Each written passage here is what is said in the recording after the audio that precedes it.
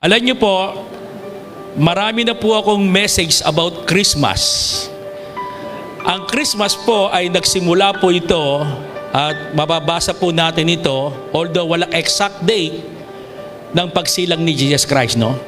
Mababasa po natin ito in the book of Isaiah, Micah sa Old Testament, and then nagkaroon po ng prophecy ang Old Testament, and then sa New Testament mababasa po natin karamihan po dito sa Ebanghelyo. Mababasa po natin the book of Matthew, Marcos, Luke, and John, no? Makikita po natin na tayo po bilang mga Kristiyano, alam na natin yung mga meaning, definition ng Christmas. Pag tinanong mo ang mga bata, pag sinabi mo sa bata, ano ang Pasko para sa iyo? Sasabihin ng bata, ang Pasko po ay regalo.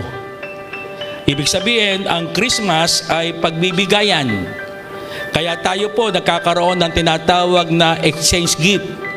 Kanina po, siguro mga 20 ang nagbigay ng exchange gift. Kaya ang Pasko ay pagbibigayan o regalo. Kaya makikita po natin sa mga mall, marami pong mga regalo na dapat po tayong bilhin para po tayo po ay magkaroon ng exchange gift. And then kapag tinanong mo po ang mga manggagawa, and then ang sabi nila, ang Pasko ay bonus. And then pag sinabi mo sa mga negosyante, ang Pasko ay income o kita. Pag kinausap mo naman yung mga magbo-boyfriend, girlfriend, yung mga lalaking nanliligaw at naliligaw, ang ibig sabihin ng Pasko is love. Amen? Kaya makikita po natin, ayon sa pag-aaral, ayon sa mga survey, marami po na nagkakaroon ng mansari pagdating ng December. Sino po dito yung mga magbo-boyfriend, mag-girlfriend, magsosyota, magbebebe? Amen? Na ang kanilang mansary o kaya anniversary nang sinagot siya ng kanyang boyfriend, girlfriend. Kasi pwede po ang manligaw, babae, no? Nang December, taas ang kamay. Parang wala. O nahihiya po kayo. Amen? O si Sister Irene, no?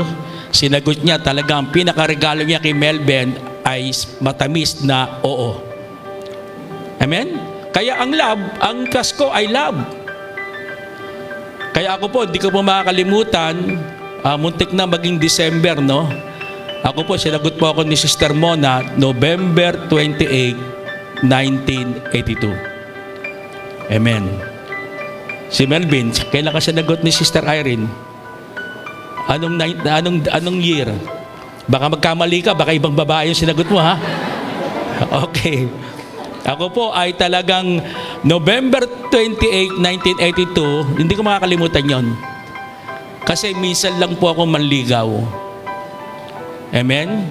Marami po akong naging girlfriend, siguro 12, pero karamihan po ay hindi ko po niligaw. Sister Mona lang po, nawala Sister Mona. Sister Mona lang po, kaya ang hirap manligaw, hindi ka sanay manligaw noon. Sinagot po ako ng November 28, 1982, alas 10 ng gabi sa tricycle. Amen? Pagkatapos naming maghalo-halo sa playa. Special po yung halo-halo namin, 12 pesos po. Special po yun. Kasi kapag naliligaw ka, dapat puro special. Amen ba? Kaya pag sinabing Pasko, love. Amen? Kaya dito po, marami po mga kabataan po dito nagpupursiging manligaw ng December. Kaya meron pong kanta, no? Napakalungkot ng Pasko. Why? Kasi po hanggang ngayon wala po silang pagmamahal o pag-ibig. Di ba? May kanta yun. Brother Melo, ano bang kanta yun? Nung pag walang boyfriend, may kantang Pasko yun eh. Malimig. Sa araw ng Pasko, ano ba yung kanta niya? Sister Corinne. Hindi mo alam yun eh, no? Kaya, pag sinabi po, Christmas is love. And then, sabi nga, mga kapatid, ito pong ang Christmas ay pagbibigayan, pag-ibig, at pagpapatawad. Dito po nagkakaroon ng reunion yung bawat pamilya, and then dahil po sa Christmas, nagkakaroon po ng kapatawaran ng bawat isa. And then another, sa spiritual na meaning ng Pasko, sabi sa John 3:16, Christmas is salvation. Ang ibig sabihin daw ng Pasko, ito po ay spiritual na kaligtasan po natin. Kaya yung mga nabanggit po, kung makikita po natin mga nabanggit, ang Christmas is a giving, love, and then pagpapatawad, and then salvation. Ang tawag po dyan sa Bible ay pagpapala. Sabihin niyo po sa inyong katabi, pagpapala. Pag sinabing pagpapala, ang ibig sabihin nito, benepisyo. Amen? Ang dami pong mga benepisyo na ibinigay po sa atin ng diwa ng Pasko. Kaya ang title na pag-uusapan po natin ngayon, ito po ang dapat mangyari po sa Pasko. 2021, Fruitfulness, Salamat sa Pasko. Open your Bible in the book of Isaiah chapter 9, verse 6. Okay, Brother James, baka may mga tao pa dyan. Sayang kasi, sayang itong message na to. Papasukin po yung mga tao dito para... And then, Brother James, tingnan mo din sa baba, baka meron pong nasa ibaba, yung mga adult po natin, baka nagliligawan na po sa baba. Isaiah chapter 9, verse 6, sabi po dito, For a child is born to us.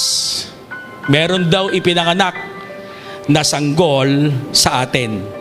Sabi dito, a son is given to us. The government will rest on his shoulder, and he will be called, tatawagin daw, Wonderful Counselor, Mighty God, Everlasting Father, Prince of Peace. Tayo po ay yumuko.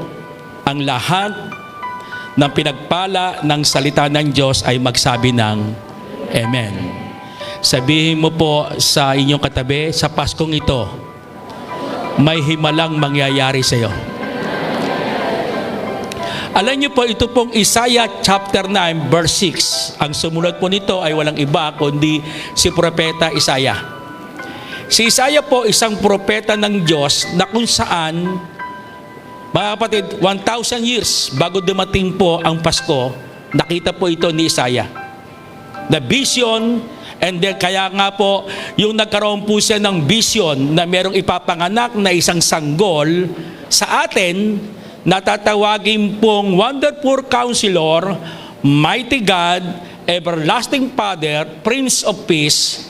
Ito po ay siya po ay nag-prophecy sa bansang Israel, and then nangyari po ito mga kapatid, in the book of Matthew, nangyari po na meron talagang ipinanganak na walang iba kundi si Jesus Christ na tinawag na Emmanuel.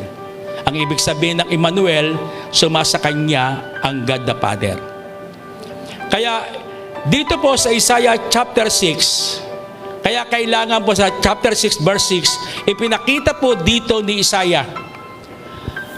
Pag sumasapit ang Pasko na pinagdiriwang po natin, alam niyo po, yung panahon ni Isaiah, wala pong pagdiriwang ng Pasko. Why? Kasi po wala pa ho si Jesus Christ. Kahit na po yung pinanganak si Jesus Christ, sa Matthew chapter 2, meron pong isang hari na si King Herodes na hindi po siya nakaranas ng Pasko. Why? Kasi si King Herodes hindi siya naniwala na na isang Mesiya, walang iba kung hindi si Jesucristo.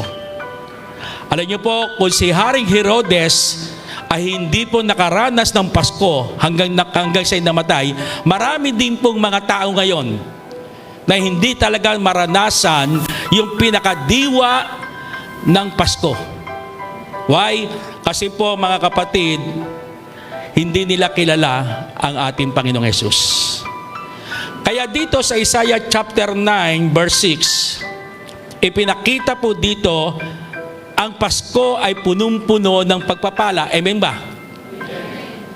Tayo po, pag-araw ng Pasko, maraming tayong mga pagpapala, may mga Christmas bonus, may mga regalo po tayo, sinagot tayo ng ating girlfriend, and then nanatili po yung pagmamahalan ng bawat pamilya. Ang tawag diyan is blessing.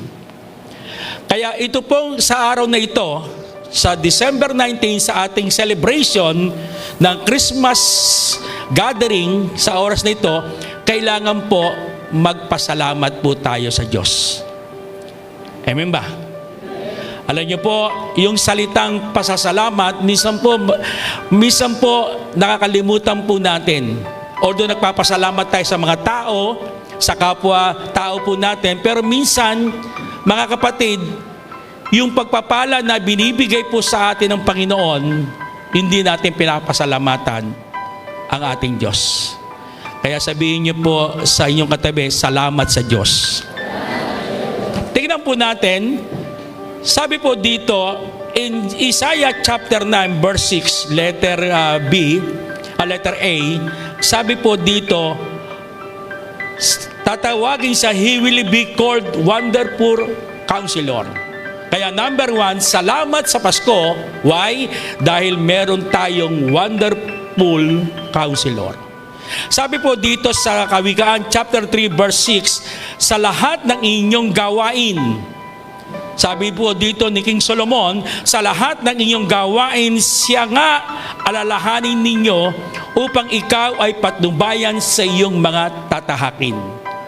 Kaya dito po si King Solomon, sinulat niya po sa Kawikaan chapter 3, verse 6, dapat daw alalahanin daw natin ang ating Diyos, the Wonderful Counselor, na kung saan sabi po dito, siya ang nagbibigay sa atin ng patnubay sa mga tatahaking nating buhay. Sa year 2021 hanggang sa year 2022. Kaya dapat nating pasalamatan ng Pasko. Bakit po? Dahil meron tayong Wonderful Counselor. Pag sinabi pong Wonderful Counselor, sabi sa Kawikaan 3, chapter 3, verse 6, sabi dito, He is a God who guides His people. Pag sinabing Wonderful Counselor, tayo po bilang mga anak ng Diyos, mga lingkod ng Diyos ang siyang nagbibigay sa atin ng patnubay. Pag sinabing patnubay, binibigyan tayo ng direksyon ng ating Diyos. Kapag direksyon ng Diyos ang ating ginawa, natutunan, alam niyo po, wala pong mapapahamak sa bawat anak ng Diyos. Amen ba? Kaya salamat sa Pasko. Kahit wala kang regalo, kahit wala kang boyfriend, wala kang girlfriend, pero salamat sa Pasko. Why? Meron kang Wonderful Counselor. Pag sinabi pong Counselor, siya po ang nagbibigay ng direksyon sa buhay po natin. Kaya makikita po natin in Matthew chapter 2, verse 12, yung mga pantas nang dumalaw kay Jesus Christ, naunawaan nila ang Pasko, yung mga pantas. Naranasan nila ang Pasko. Sabi sa verse 12 ng Matthew, sabi po dito, sabi ng anghel sa kanila, magbago kayo ng landas. Why? Kasi kung sila po'y dadaan ulit sa panibagong landas, yung dating landas nila, yung dating daan na dinaanan ng mga pantas, mapapahamak sila kay Haring Herodes. Why? Kasi papatayin po sila. Kaya salamat sa Pasko. Why? Kasi po, nagpapasalamat tayo sa Pasko sapagkat tayo po ay merong pong Wonderful Counselor. Kung walang Pasko, mga kapatid, isipin niyo po kung halimbawa walang pagsilang si Kristo, walang Pasko. Alam niyo po, ang buhay po natin werdu. Ang buhay po natin ay magulo, ang ating pamilya ay broken. Salamat na lamang na meron pong Pasko. Kaya makikita po natin in John chapter 8, yung babaeng patutot, si Maria Magdalena, yung na-encounter niya si Jesus Christ, alam niyo po, naayos po yung kanyang buhay. Kaya salamat tayo sapagkat meron tayong Wonderful Counselor. Meron tayong dakilang tagapayo, walang iba kundi ang ating Panginoon. Kaya nga nung iba po dito, nung bago pa lamang, ang daming patutot doon po sa live class. Nung pinapakinggan ko po yung mga life class student po natin nakagraduate, Amen. Nagpapatotoo po yung valedictorian po natin, yung salutatorian po natin. Alam niyo po, yung sila po ay nakakilala sa Diyos. Yung pagkakilala sa Diyos, mga kapatid, yun po yung unang Pasko niyo po. Kaya ako po, na-born again po ako 1989. Ang age ko po, 28 years old. Ibig sabihin, 28 taon ako walang Pasko.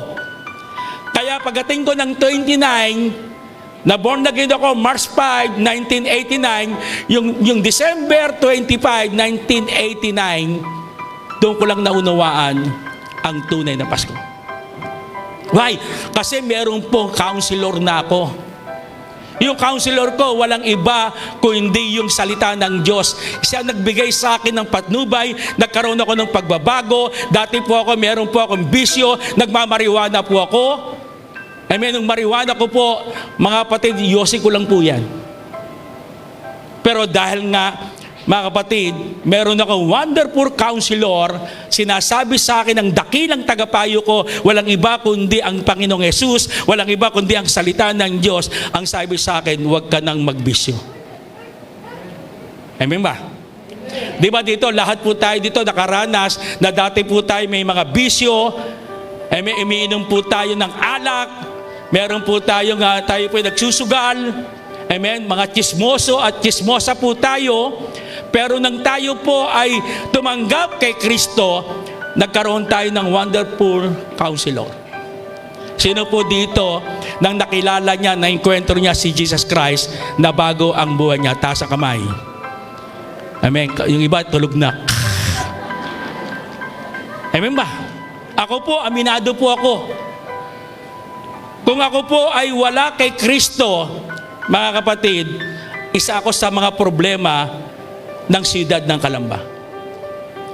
Kaya nga, salamat sa Pasko dahil meron tayong wonderful counselor na nagpapabago ng ating buhay, anuman nung mali ng daan po natin, anuman nung kasamaan po natin sa ating buhay, dahil sa Pasko, nagkaroon tayo ng pagbabago. Amen ba? Sabihin niyo po sa inyo, salamat sa Pasko. Meron tayong dakilang tagapayo. Walang iba kundi ang Panginoong Yesus. Amen ba? Palakpakan po natin ang Diyos na buhay. Tindi, no? Another, sabi po dito, mga kapatid, salamat sa Pasko dahil meron tayong mighty God. Sabi niyo po, mighty God. Sabi dito, tatawagin siyang wonderful counselor, mighty God. Pag sinabing mighty God sa wikang Tagalog, makapangyarihang Diyos. Kaya si Kristo, makikita po natin si Jesus Christ, siya po ay makapangyarihang Diyos. Sabi nga po sa Psalm 121 verse 7, the Lord will keep you from evil. He will keep your life. Kaya nga, mighty God, nagpapasalamat tayo yung ating sinasambang Diyos, hindi lamang Diyos, kundi makapangyarihang Diyos. Makapangyarihang Diyos, sabi nga, He has the power to protect us against Satan. Kaya mga kapatid, good news, dahil sa Pasko, meron tayong mighty God. Mga kapatid, good news sapagkat tayo po, mga kapatid, hindi na alipin ni Satanas. Amen ba? Kung dati wala ka pa kay Lord, alipin ka kung anong sinasabi ni Satanas, utu-utu tayo. Amen? Pag sinabi ni Satanas, o sige, mangbabae ka. Mangbabae ka. O sige, uminom ka ng alak. Utu-utu tayo. Pag-inom ka ng alak. O sige, magyosi ka. Sasabi niya sa magyosi ka. Dahil utu-utu tayo, magyoyosi tayo. Tayo po, mga kapatid, bilang mga tao noon, gusto nating bumait pero hindi nating magawa. Alam nating masama ang mga liwa. Amen? Pero bakit tayo napupunta doon? Why? Kasi po, nung panahon na yon, si Satanas, alipin tayo. Pero praise God, salamat sa Pasko. Why? Kasi po, meron tayong mighty God. Pag sinabing mighty God, si Satan, mga kapatid, nasa paa lang ni Jesus Christ. Amen ba? Nakita niyo ba si Satan nasa paa ng ating Panginoong Yesus? Andiyan ba kayo? Kaya kung halimbawa, ito si Satanas, ito ang paa ng Panginoong Yesus. Ibig sabihin, mga kapatid, mighty God, hindi pwedeng talunin ni Satanas ang ating Panginoon. At dahil tayo po ay anak ng Diyos, anak tayo ng hari, hindi po pwede tayo po ay pagharian ni Satanas. Amen ba? Hindi ka na alipin ni Satanas. Tayo po ay pinalaya ng ating Panginoon. Andiyan ba kayo? Bumalakpak ang tulog. Okay, tulog. Amen. Amen. Sabi, salamat sa Pasko dahil meron tayo mighty God. Ang mighty God, He has the power to protect us against Satan. Kaya wag mo sabihin, Pastor June, kaya ako nagkakasala, tao lang ako. Oo, tao ka lang. Sino magsasabi hindi ka tao, pero ikaw ay anak ng Diyos. Amen ba? Pwede ka magkasala, pero wag namang lagi-lagi, yun na lang ang kasalanan mo. Sino dito, lagi na lang ang kasalanan pag nangungumpisal kay Lord, Lord, nagsinungaling po ako. Bukas ulit, Lord, nagsinungaling na naman po ako. Mimia ulit, Lord, patawad, nagsinungaling na naman po ako. Dapat po, mga kapatid, tayo po ay anak ng kahari. Kaya kailangan po ang isip natin ay isip hari. Huwag tayong isip Satanas. Huwag tayong isip pulubi. Kailangan ng isip natin, isip hari po tayo. Dumating ang crisis, mga kapatid, pag dumating ang crisis, hindi ka makokontrol ng mga problema. Why? Kasi isip hari ka. Yung nakokontrol ng mga problema sa buhay, kasi nga isip pulubi siya. Alam niyo po, kapag isip pulubi, ang mahirap, ang madali ay mahirap. Amen ba? Ang malayo, ang malapit ay malayo. Kaya kapag isip pulubi ka, yung pinakamalapit nagiging malayo sa iyo. Pero kapag isip hari ka, yung pinakamalayo malapit sa iyo. Yung mahirap, napakadali sa iyo. Why? Kasi isip hari ka. Nandiyan ba kayo? Kaya sabihin mo sa iyong katabi, huwag kang isip pulubi. Yayaman ka. Amen. Sabi nga, mighty God, ang ibig sabihin, pangalawa, the mighty God, He has the power to provide. Mga kapatid, ang Diyos ang siyang nagpo-provide ng pera mo. Kung wala kang pera ngayon, hindi habang panahon na wala kang pera. Kasi ang ating Diyos, provider po siya. Siya din nagpo-provide ng bahay mo. Kung wala kang kotse ngayon, someday, magpo-provide si Lord kung kailangan mo ang kotse, kung kailangan mo ang bahay. Ang Diyos ang siyang magpo-provide sa iyo. Huwag ka lamang kuripot. Sabihin niyo po sa katabi mo, huwag kang kuripot. Amen? Ang dami pong mga anak ng Diyos, nung pinagpala ng Diyos, amen, nung pinagpala siya ng Diyos, kuripot magbigay. Alam niyo po, mga kapatid, yung mga taong kuripot, siya ang nawawalan ng pera. Amen ba? Kaya, He has the power to provide. Pangatlo, He has the power to promotion. Ang Diyos ang nagbibigay ng promotion mo. Kung ikaw po ay nagnenegosyo, someday lalaki ang negosyo mo. Kung ikaw nasa trabaho, someday hindi ka lamang empleyado, ikaw ay magiging supervisor, manager. Kung ikaw ay negosyante, someday ikaw na ang may-ari ng pinakamalaking negosyo sa Pilipinas. Amen ba? Why? Kasi po, mga kapatid, salamat sa Pasko dahil meron tayong mighty God. Dapat maunawaan po natin, dahil sa Pasko, dapat tandaan po natin, meron tayong makapangyarihang Diyos. Hindi tayo pwedeng alipinin ni Satanas. Amen? Yung kasalanan na nagagawa natin pangsamantala lang ito, sapagkat meron tayong makapangyarihang Diyos na may gawa ng langit at lupa. Palakpakan po natin ang Diyos na buhay. Hindi, no? Minsan nakakalimutan natin yung Pasko talaga. Dapat magpasalamat po tayo. Ito ang panahon sa Paskong ito, December 25, darating ang December 25, 2021, kailangan talaga ang gagawin po natin, puro na lang regalo. Wala akong regalo, wala akong boyfriend. Amen? Kailangan magpasalamat ka, Lord, salamat po, meron akong mighty God.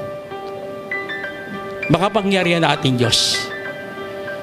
Dumating ang 1 year and 9 months na COVID-19, still nabuhay pa rin tayo. Amen? Kasi meron tayong mighty God. Kaya nga, pangatlo, sabi po dito, mga kapatid, He will be called Wonderful Counselor, Mighty God, and then pangatlo, Everlasting Father. Ang tindi.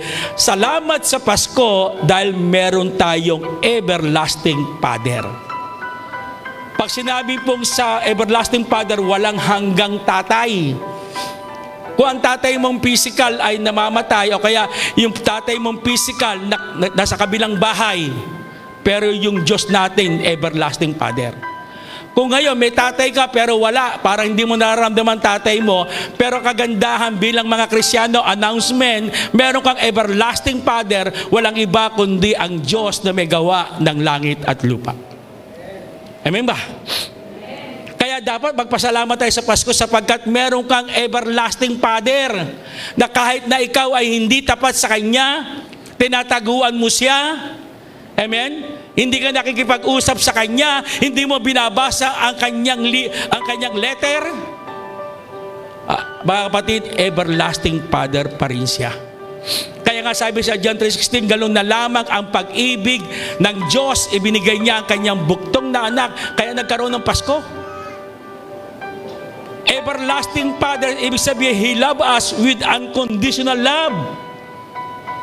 Kahit hindi mo siya love, hindi mo love si Lord, amen, iniiwanan mo si Lord, kinakalimutan mo si Lord, mabuti pa ang boyfriend mo, hindi mo makalimutan kapag birthday. Pero si Lord, mga kapatid, minsan nakakalimutan mo, pero ang Diyos is Everlasting Father, hindi ka makakalimutan. Why? Ang kanyang pag-ibig ay unconditional love. Maaaring kapag nagkamali ka sa girlfriend mo, iwanan ka niya. Amen?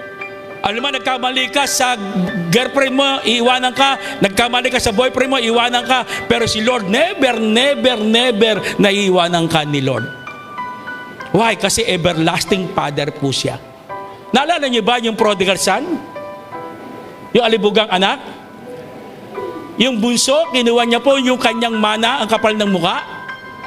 Sabi niya, hindi pa patay nung tatay niya, kukunin ko na po yung aking mana. Dahil nga Everlasting Father po, yung parable ng prodigal son. Ibinigay niya nung mana niya. Alam niyo po, ginawa ng anak, nilustay niya po. Amen? Anong ginawa niya? Naglaro sa computer. Amen?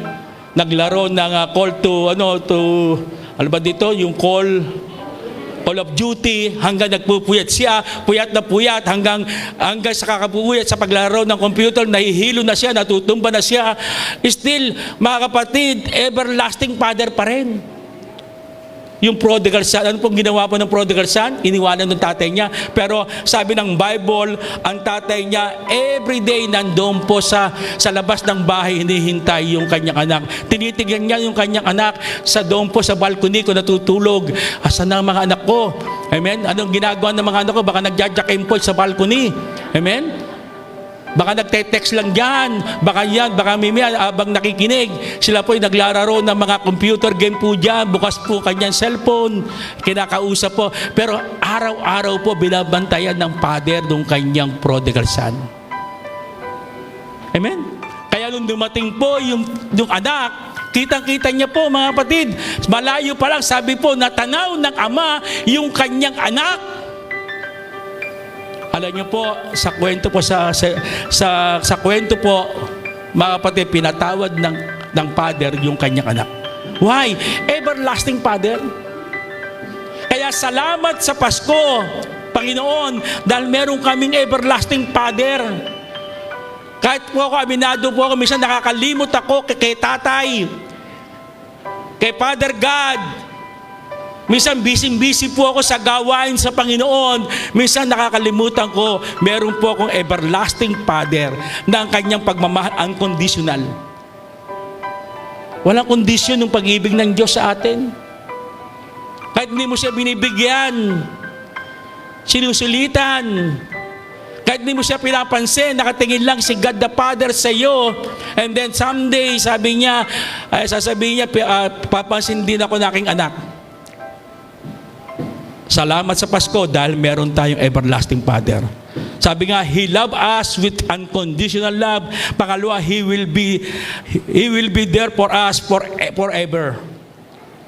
Ang everlasting Father na nanatili po sa ating panghabang panahon. Amen ba? Kaya sabihin niyo po sa katabi mo, salamat sa Pasko dahil meron tayong everlasting Father. Palakpakan po natin ating Panginoon. Hindi pa ako tapos, may pang-apat pa ho. Kala nyo tapos na po ako hanggang pangatlo lang. Sabi po dito pang-apat, sabi ito, Wonderful Counselor, Mighty God, Everlasting Father, Prince of Peace. Sabi nga, salamat sa Pasko dahil meron tayong Prince of Peace. Meron tayong prinsipe ng kapayapaan. Kahit na po, mga kapatid, meron tayong COVID-19 hanggang ngayon, dumating si Odette, still, mga kapatid, meron pa rin tayong kapayapaan na binibigay ng ating Panginoon. Sabi nga, the greatest benefit of salvation is peace. Iyon po yung pinakadakilang benepisyo po natin sa ating kaligtasan, walang iba kundi ang kapayapaang ibinibigay ng Diyos sa atin. Pag sinabi pong peace, mga kapatid, in and out ng buhay mo, hindi ka naliligalig. Pag sinabing kapayapaan na galing sa Diyos, in and out, sa labas at loob ng buhay mo, kahit na magulo, may COVID-19, may bagyo, mayroong crisis, pero mananatili ka pa rin mapayapa. Why? Kasi po meron tayong kapayapaan. Why? Kasi po Prince of Peace ang ating Diyos. Amen ba? Sabihin niyo po sa katabi ninyo sa balconies, dito po, kapayapaan ng Diyos tanggapin niyo. Amen. Hindi para mamatay ka na. Amen. Kaya nga, salamat sa Pasko dahil meron tayong Prince of Peace. Kahit wala kang pambili ng bagong damit, kahit wala kang boyfriend ngayon, wala kang girlfriend ngayon, wala kang regalo ngayon, wala kang mga bagong regalo sa buhay mo ngayon, pero kagandahan, meron kang Prince of Peace. Di ba sarap? Amen ba? Di ba tayo naggalak na galak kasi kahit na po may COVID-19 pa, andiyan pa rin yung pandemic, pero nanatili pa rin tayong mapayapa sa ating Panginoon. Why? Kasi po sabi sa Isaiah 26 verse 3, you keep Him perfect peace. Sabi sa Isaiah 26 verse 3, sabi ni Isaiah, you keep Him perfect peace, whose mind stay on you because He trusts in you. Alam niyo po, binigyan po tayo ng bagong kaisipan ng Lord. Nung tayo po tumanggap kay Lord, binigyan po tayo ng bagong kaisipan ng mind. Narinig niyo po yung ating mind. Kaya sa ganon, sa pamamagitan ng pagtitiwala natin sa Diyos, anumang mga bagyo, anumang mga crisis na mangyayari sa ating buhay, mananatili pa rin tayong may kapayapaan. Why? Kasi po, meron tayong renew na kaisipan. Amen ba? Naranasan niyo ba minsan nagkakagulo na ng kapitbahay niyo, pero ikaw ay punong-puno ka pa rin ng kapayapaan? Why? Kasi po, salamat sa Pasko dahil meron tayong Prince of Peace. Mga kapatid, matatapos ang December 25 ng celebration ng buong mundo, ang Pasko. Pero tayo bilang mga anak ng Diyos, mga lingkod ng Diyos, huwag nating kalimutan yung talagang tunay na kahulugan ng Pasko ay pasasalamat sa ating Diyos. Kaya siguro mga kapatid, bago sumapit ang Pasko, bago tayo mamasyal, meron tayong mga family outing, lalabas po tayo, kami po, lalabas kami sa Pasko, pupunta kami sa malayong lugar. Pero bago mangyari po ito, dapat magpasalamat tayo sa Pasko. Why? Kasi meron tayong wonderful counselor. Salamat sa Pasko sapagkat meron tayong mighty God na hindi tayo makakaya ni Satanas. Kahit po tayo ay ginugulo ni Satanas, still victory pa rin tayo. Mananalo tayo bilang mga cell leader. Makakapag-disciple pa rin tayo. Why? Kasi meron tayong mighty God. Salamat sa Pasko dahil meron tayong everlasting Father. Amen? Unconditional ang pag-ibig ng Diyos sa bawat isa sa atin. Kahit hindi tayo nagiging tapat, pero nanatiling tapat ang Diyos. Why? Kasi po everlasting Father po siya. Hindi nawawala nung pagiging anak mo kahit na ikaw ay tinakwil mo siya, iniwanan mo siya sa ere, pero nanatili pa rin yung pagmamahal ng Diyos. Why? Kasi po everlasting Father po siya. Lastly, salamat sa Pasko dahil meron tayong Prince of Peace. Mga kapatid, yung peace, hindi natin mabibili ito sa Mercury. Amen? Kaya pagpunta mo sa Mercury, sasabihin siya, anong bibili nyo? Pabili nga po ng kapayapaan. Sasabihin siya, sira ulo ba kayo? Amen? Ito pong peace ay binibigay ito ng libre ng Diyos. Kahit wala kang pera, amen, kapos ang pera mo, amen, talagang meron kang karamdaman, meron kang problema sa iyong physical na buhay, pero mananatili pa rin yung peace sa buhay mo. Pwede bang harapin niyo po ang katabi ninyo, sabihin niyo po sa harapan ninyo, peace? Amen? Peace, man. Amen. Para tayo si BBM, peace. Yung iba naman, God first. Andiyan ba kayo? Kaya mga kapatid, sabihin niyo po sa iyong katabi, magpasalamat tayo sa Pasko. Tayo po tumayo.